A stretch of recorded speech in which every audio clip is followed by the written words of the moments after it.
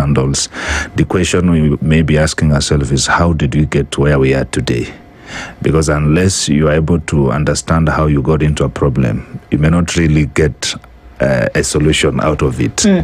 And it is a question of, are we really doing enough in terms of political mobilization, political realignment to understand? Because if we do not deal with the problem, after 2027, we'll still have the same problem continuing, whereby we'll have people saying the government has done this, the government has done that. And that becomes a question of, who do we elect to the National Assembly? Because these are the people who have been tasked with making laws and ensuring that what the citizens want is done. We have a parliament that has not been so considerate in trying to understand what are the needs of our people. In extent, we have a parliament that has danced with the executive to do what the executive want.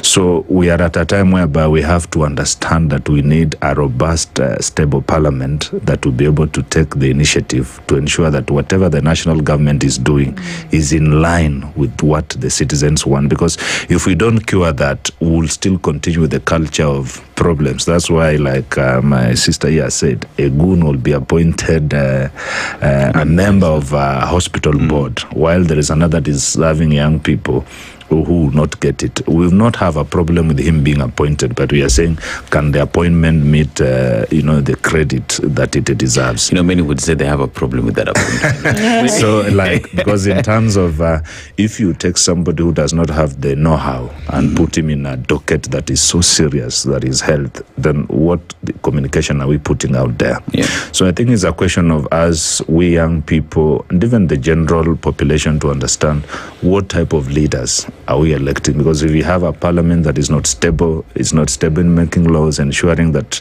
that's why you see they will sit and just vote in anything without really caring. Does it hurt our own people? We'll get into 2027, still electing the same people, and get to 2032 still lamenting. So I think we need to build responsibility and ask ourselves, what kind of leaders are we voting in? And it starts with us in terms of how we're mobilizing ourselves to ensure that we take this process on a serious front and bring in people who will understand what we want as a nation, so that we don't build a culture of complain today, complain tomorrow. Let's, for the first time, take it a bit serious. Say we are tired with these headlines of, I don't know who has looted what, I don't know who has been appointed to what board, and we want to see young people taking the voters card, coming out, voting fellow young people who understand what our nation is as per time. Sometimes I say we may be complaining, not knowing the people who we are taking our issues with may not really understand what is the real issue that is